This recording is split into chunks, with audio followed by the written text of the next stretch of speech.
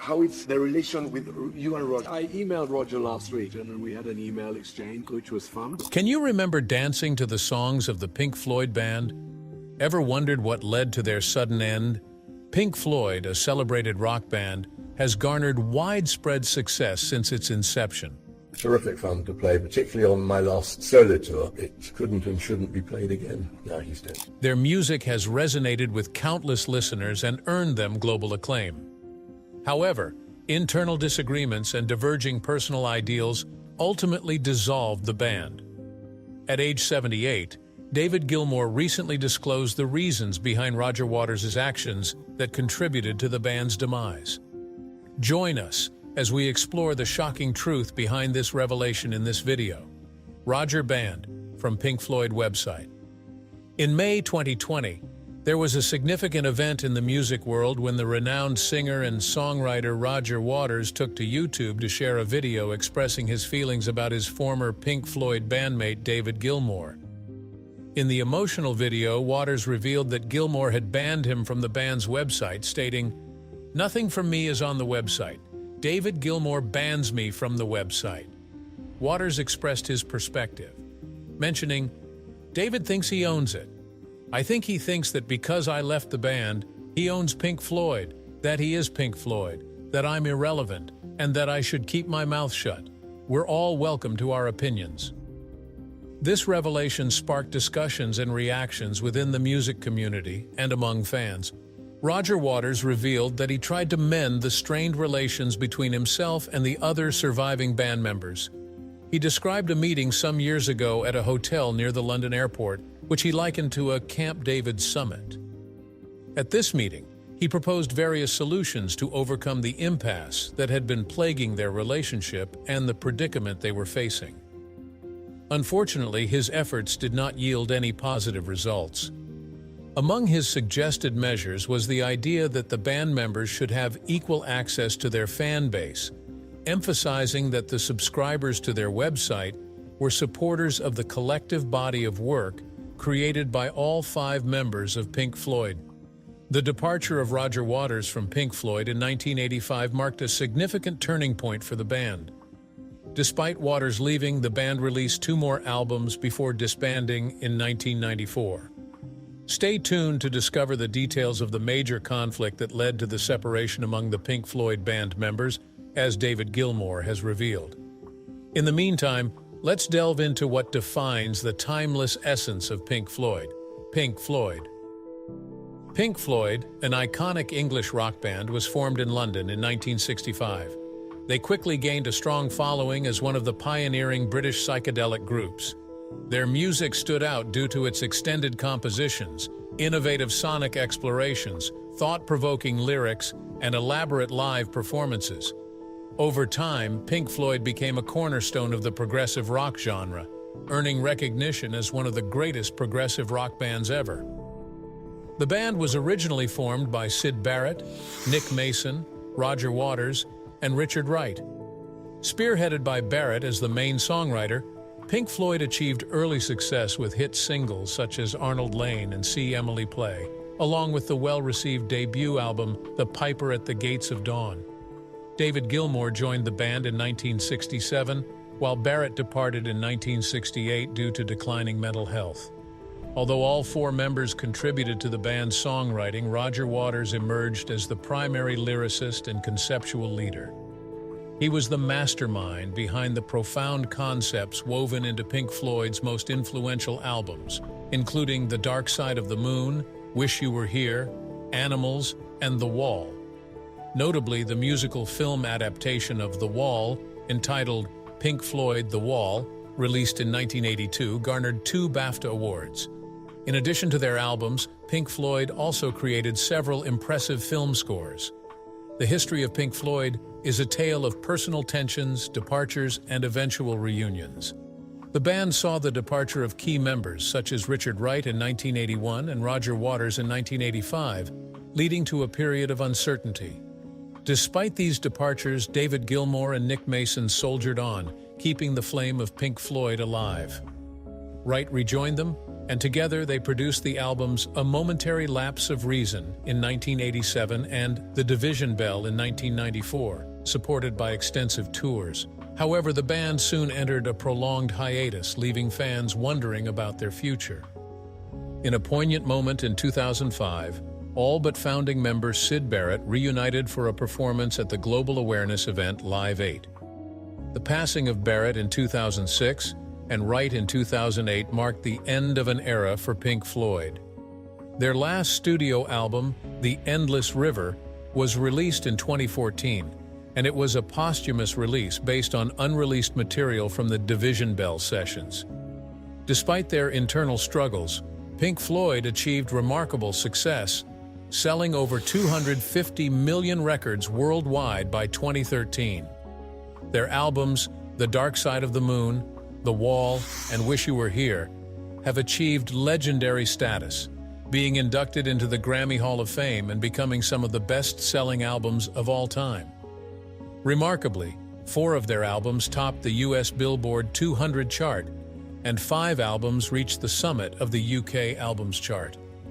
In recognition of their impact on the music world, Pink Floyd was inducted into the US Rock and Roll Hall of Fame in 1996 and the UK Music Hall of Fame in 2005. Their enduring contribution to modern music was further acknowledged when they received the prestigious Polar Music Prize in Sweden in 2008. Nevertheless, the band's internal dynamics were marked by strife and conflict, contrasting their outward success. This sad reality within the band is a blemish on their otherwise illustrious history. Now, let's explore Pink Floyd's stance against the Russian invasion. Pink Floyd against Russian invasion. In a bold move, Pink Floyd announced in 2022 that they would pull their music from streaming services in Russia and Belarus. This decision comes in response to Russia's invasion of Ukraine, as the band seeks to express solidarity with the Ukrainian people. The statement, released on social media, emphasized the removal of Pink Floyd's music from 1987 onwards, along with all of David Gilmour's solo recordings from digital music providers in the 2 countries. Pink Floyd's message was clear: to stand united with the rest of the world in condemning Russia's actions. The acclaimed musician David Gilmour, who has close ties to Ukraine through his family, posted a heartfelt message on Twitter, urging Russian soldiers to halt the killing in Ukraine. He emphasized the devastating impact of the war on families and implored for an end to the destruction caused by the conflict. Gilmour's sentiment was echoed by Pink Floyd co-founder Roger Waters, who expressed his strong condemnation of Putin's invasion of Ukraine, labeling it as a criminal mistake and an act of a gangster. Waters called for an immediate ceasefire and criticized the Western governments for exacerbating the situation by supplying arms to Ukraine instead of seeking diplomatic solutions. Additionally, other prominent artists, including Elton John and Young Thug, have also spoken out against Russia's invasion, with several acts such as Franz Ferdinand, Louis Tomlinson, and Green Day choosing to cancel their tours of the country in protest. Learn more about their support for Ukrainians by continuing to watch this video. Now let's delve into the accusations made against Roger Waters. Roger's accusations. The documentary The Dark Side of Roger Waters presents a collection of astonishing and unsettling accounts from individuals who have collaborated with the controversial Pink Floyd co-founder and bassist, including Bob Ezrin, the prominent co-producer of the band's renowned 1979 album, The Wall. Saxophonist Norbert Stachel recounted an incident in which Waters reportedly pushed away a dish served to him in a Lebanese restaurant, disdainfully referring to it as Jew food, and proceeded to mock his grandmother by impersonating a Polish peasant woman. Correspondence attributed to Waters before his 2010 tour indicates his interest in incorporating anti-Semitic slurs onto a large inflatable pig that would be flown over the audience during his performances. This thought-provoking documentary, produced by the London-based Charity Campaign Against Anti-Semitism and presented by investigative journalist John Ware, premiered on September 27, 2023, across the CAA's social media platforms. Roger Waters has faced criticism multiple times for making controversial statements about Israel. Despite denying allegations of anti-Semitism, he has been accused of using anti-Semitic language by individuals. In a documentary, Ezrin claimed that Waters created a song with an offensive reference to Pink Floyd's agent, Brian Morrison, using an anti-Semitic slur in the lyrics. Ezrin, who is Jewish, expressed his concern that Waters may have harbored anti-Semitic views.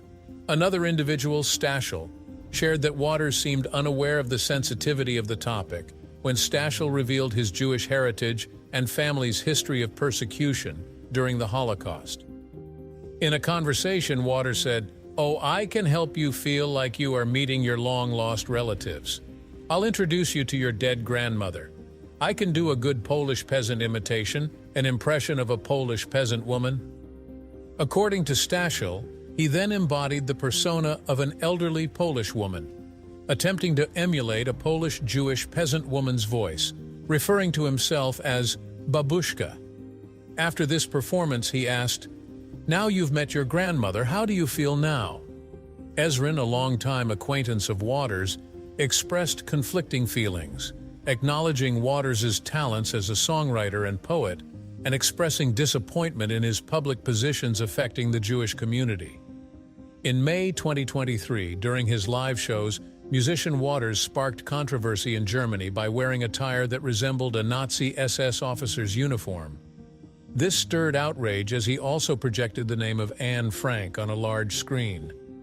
The documentary revealed previously undisclosed emails which supposedly outline Waters' handling of disputes regarding the use of controversial imagery, some of which were featured in his 2010 world tour. In the documentary, Ezrin expressed his perspective on whether he believes Waters considers himself to be an anti-Semite.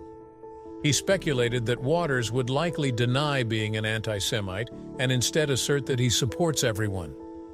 However, Ezrin emphasized that despite Waters' self-perception, his influential public platform carries a responsibility, and his actions can impact others.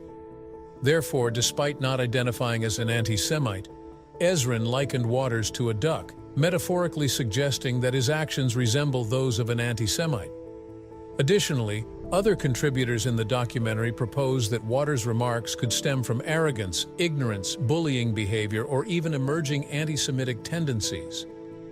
In the press statement, Gideon Falter, the chief executive of the Campaign Against Anti-Semitism, passionately expressed his concern about Roger Waters' behavior. Falter emphasized that Waters wields significant influence over thousands of concert attendees and millions of social media users. However, rather than using his platform for positive purposes, Waters has been accused of repeatedly targeting and provoking Jews. Falter raised questions about the moral character of someone with such a vast audience who consistently directs negative attention toward a specific group of people. During a concert at the O2 Arena in London in June 2023, Waters made controversial remarks targeting Polly Sampson, the wife of his former bandmate David Gilmour, and a respected author who has also contributed to Pink Floyd's lyrics. Sampson had previously accused Waters of anti-Semitism on her Twitter or X account.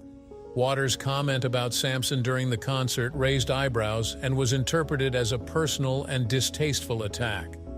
In response to Sampson's claims, Waters took to his official Twitter or X account to deny the allegations, characterizing them as inflammatory and wildly inaccurate. He asserted that the accusations made by Sampson were baseless and untrue. Notably, Waters has consistently attributed these allegations of anti-Semitism to a concerted effort to discredit his opinions on Israel. However, despite his staunch denials, doubts remain regarding the true motivations behind his controversial actions and statements. Pink Floyd support Ukraine. Pink Floyd made a remarkable return after nearly 3 decades. The band released the single Hey Hey Rise Up on April 8, 2022, as a heartfelt gesture in support of the people of Ukraine. Hey Hey Rise Up marks a significant milestone as it features the powerful vocals of Andriy Klivnyuk, a Ukrainian singer from the band Boombox. Notably, this single represents Pink Floyd's first original collective musical endeavor since their album The Division Bell in 1994. In a heartwarming display of solidarity, all proceeds from the single were directed to Ukrainian humanitarian relief. The track features the unmistakable contributions of David Gilmour and Nick Mason alongside the talented bassist Guy Pratt and composer Nitin Sawhney on keys. A moving video inspired Klivnyuk's poignant vocals on the single shared on Instagram, capturing his stirring performance in Kyiv's Sofiyskaya Square. This collaborative effort symbolizes support and unity during a critical time for Ukraine. David Gilmour has a close family connection to Ukraine as his daughter-in-law is Ukrainian, and he has Ukrainian grandchildren. In response to the Russian invasion of Ukraine, Gilmour expressed his strong condemnation, expressing fury and frustration at the invasion of an independent, peaceful, democratic country and the resulting loss of life. Gilmour's support for oppressed voices extends beyond Ukraine, as he previously performed in support of the Belarus Free Theater, where he shared the stage with Pussy Riot and the Ukrainian band Boombox. In a touching gesture of solidarity, Gilmour and the band performed Wish You Were Here in support of the Ukrainian band member Andriy, who faced visa issues. In a recent article, Gilmour shared a fascinating story about Andriy, who left his American tour with Boombox, returned to Ukraine and joined the territorial defense. Gilmour described an incredible video he saw on Instagram featuring Andriy standing in a square in Kyiv beside a beautiful gold-domed church. In the video, Andriy sang amid the city's silence, which was clear due to the absence of traffic and background noise caused by the war. Gilmour found the moment incredibly powerful and inspiring, so much so that it sparked his desire to set it to music. Fascinatingly, the track was given Klivnyuk's blessing, even though he was in hospital recovering from injuries sustained from mortar shrapnel. Let's now look at why Pink Floyd fell apart, as Gilmour revealed. Why Pink Floyd breakup? The legendary band Pink Floyd, celebrated for their sold-out arena shows and chart-topping hits, was not immune to internal discord.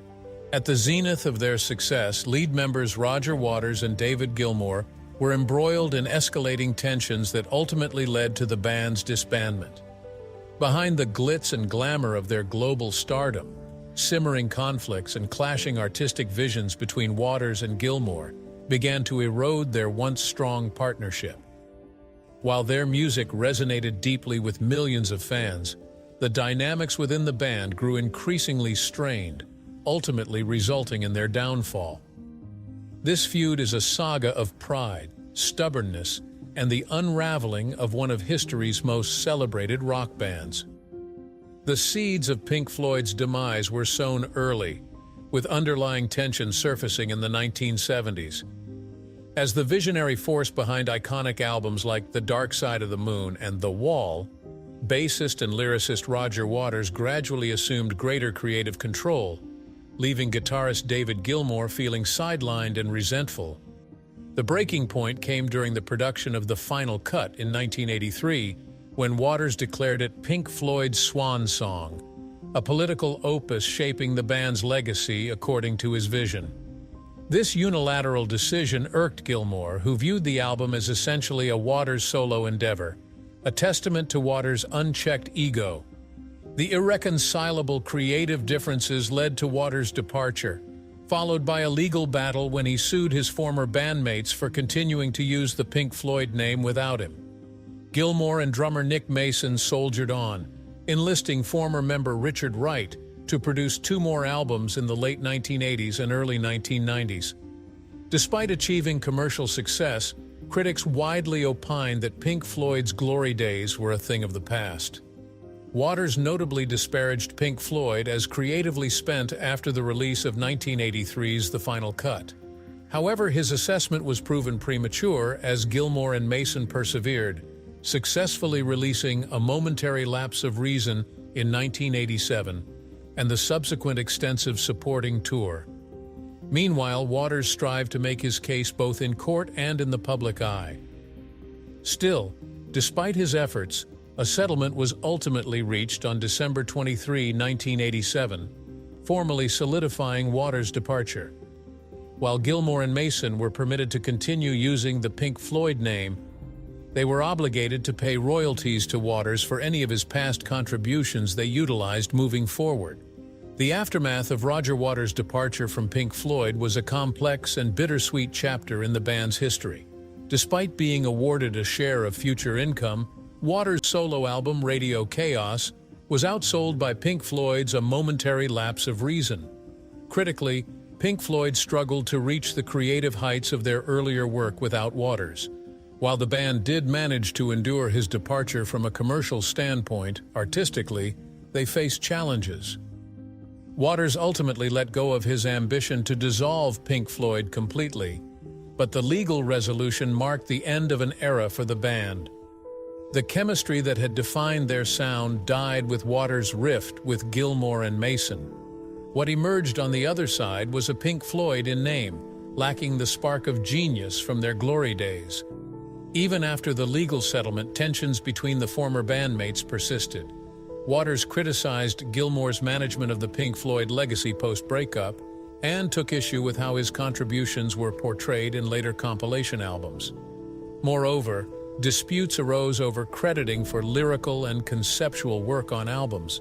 The two musicians continued publicly commenting on each other, with Gilmour expressing regret over past dynamics within the band and Waters challenging the sincerity of these statements. Their differences also extended to using their music for commercial endorsements, reflecting an ongoing power struggle that prevented substantial reconciliation. Nearly 6 decades later, the bitterness stemming from the split of the iconic band Pink Floyd still lingers, permeating Roger Waters' solo performances of complete Floyd albums and overshadowing the 56-year partnership that once defined the band. This unresolved conflict is a reminder that personal disputes can cast a long shadow over musical collaborations. Despite their remarkable success, internal tensions between Roger Waters and David Gilmour ultimately led to the disintegration of Pink Floyd at the peak of their fame. Their clashing egos and divergent artistic visions fueled an irreparable rift, prompting Waters to part ways with the legendary band formally. The enduring creative tensions between the two musicians were instrumental in catalyzing the band's dissolution. Amidst these ongoing feuds, whether there is any prospect for reconciliation remains open, leaving fans and observers to await further developments. Keep watching. Hope for reconciliation. Pink Floyd continues to hold a significant influence and maintain a high level of popularity globally. The band's distinctive and innovative style resonates with audiences, keeping them a prominent presence on music charts worldwide. Despite the passage of time, genuine fans have long harbored hopes for a reconciliation among the band members. However, the possibility of a reunion remains uncertain, with conflicting views among the group members. In a recent interview with Reuters, Nick Mason expressed his openness to a reunion. Despite his willingness, Mason indicated that his fellow bandmates may not have the same enthusiasm for coming together again. Mason revealed his genuine interest when questioned about the potential reunion, stating, "Oh yeah, I would." While this statement may spark excitement among Pink Floyd enthusiasts, the reality is far more complex. Mason acknowledged that the prospects for performing live or collaborating on new music with Roger Waters and David Gilmour, his fellow band members, are slim. Waters and Gilmour played pivotal roles in Pink Floyd's ascent to global stardom and continue contributing to the band's enduring legacy. Nevertheless, their long-standing disagreements seem to only deepen with time, casting doubt on the likelihood of a reunion. In a recent interview, Mason emphasized his perspective on the potential for a Pink Floyd reunion, stating, "I don't think there's an appetite for a reunion." This news may disappoint dedicated Pink Floyd fans, but it probably doesn't come as a shock. It has been nearly 2 decades since Pink Floyd last performed as a complete group. Since then, each member has pursued their solo careers and individual lives, discussing the potential or lack thereof for a band reunion. Occasionally, 2 members collaborate in some capacity or perform live together, but a full reunion seems increasingly unlikely as time passes. Pink Floyd net worth. Pink Floyd has achieved staggering success, with over 250 million albums sold worldwide. Their groundbreaking albums Dark Side of the Moon and The Wall claimed the top 2 positions in the list of best-selling albums of the 1970s, selling 50 million and 33 million copies, respectively. According to best-selling albums, these numbers solidified their place in music history. Regarding their collective net worth, Pink Floyd's financial prowess is evident, as it stands at an impressive $800 million. Notably, despite the tumultuous nature of many classic rock bands, Pink Floyd has only had 5 official members, including the original guitarist Syd Barrett, the late keyboardist Richard Wright, Mason, Gilmour, and Waters. Considering their financial success, the question arises, who emerged as the wealthiest member? Keep watching to find out. During his brief tenure with Pink Floyd, Syd Barrett left an indelible mark as the band's co-founder, lead vocalist, and primary songwriter during its formative years. His distinctive style played a pivotal role in shaping the psychedelic sound of the breakout debut album, Piper at the Gates of Dawn, on which he contributed to 4 influential singles and the band's first 2 studio albums. Upon departing from Pink Floyd, Barrett began a solo career, releasing 2 albums before retiring from the music industry in 1972. Battling well-documented personal challenges, he redirected his focus towards his artistic talents, honed at Cambridgeshire College of Arts and Technology, and found solace in painting and gardening. Despite any potential wealth accrued, the true value of Barrett's artwork remains largely unaccounted for, as he reportedly destroyed most of his creations. However, following his passing, several surviving paintings were auctioned, fetching $158,000. This sum was subsequently used to establish an art training program in his hometown of Cambridge, contributing to the estimated value of his estate, which is believed to be around $5 million, as reported by The Independent. Richard Wright contributed significantly to Pink Floyd with his masterful keyboard performances, infusing the band's music with a rich and distinctive sound. In addition to his instrumental talents, Wright occasionally took the lead as a vocalist and played a major role in crafting iconic albums. Beyond his Pink Floyd involvement, he released 2 solo studio albums and collaborated with Barrett on his final album, and Gilmour on various solo and live projects. Throughout the years, his musical endeavors resulted in substantial profits and royalties, amassing a net worth of $70 million.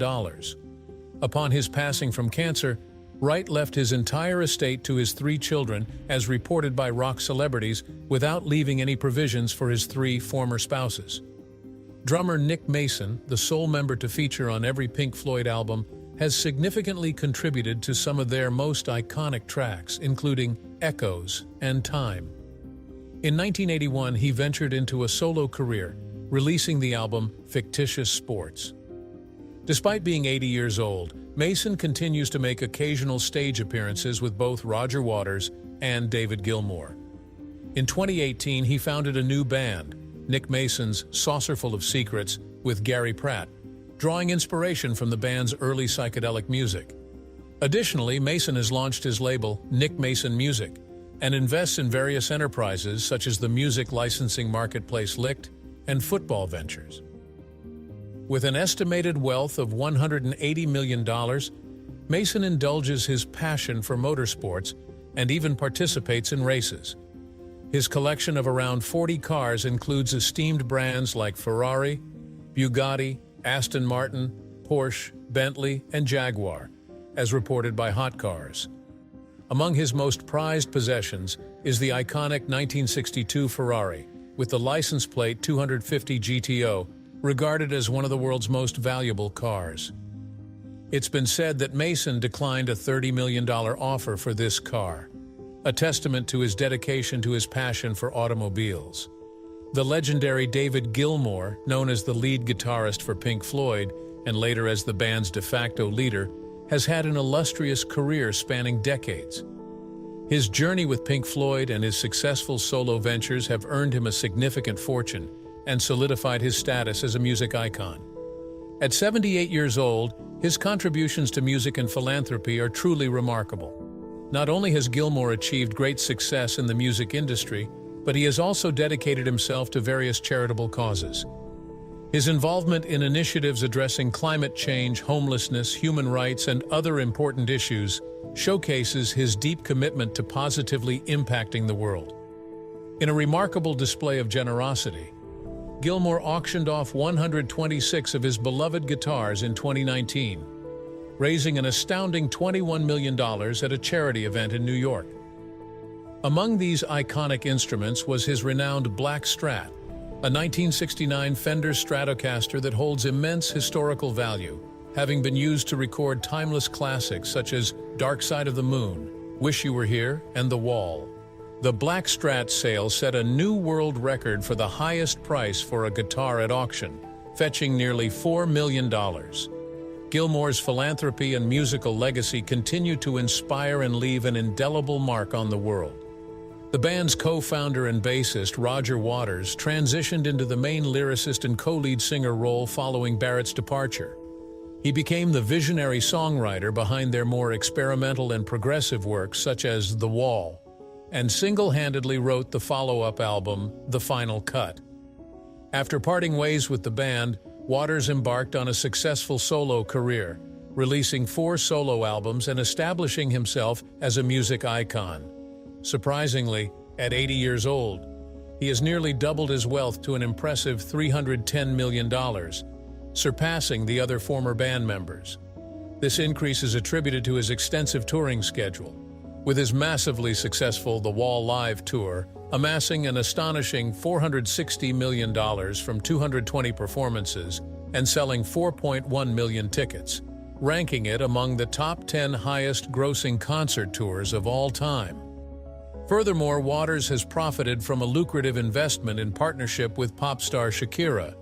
According to Cheat Sheet, the duo invested $16 million to purchase a sprawling 700-acre Bahamian island boasting 5 beaches and 3 bays, which they envisioned as a retreat for artists. Pink Floyd will always be celebrated for their exceptional contributions and musical accomplishments in the entertainment industry. Despite the band members no longer performing together, their influence continues to resonate. In the comments section, share your thoughts on Pink Floyd and their ongoing dispute. What do you think of Pink Floyd? Feel free to share your mind in the comments section below. Remember to hit the like button and subscribe. Before you go, explore the other exciting videos available on your screen.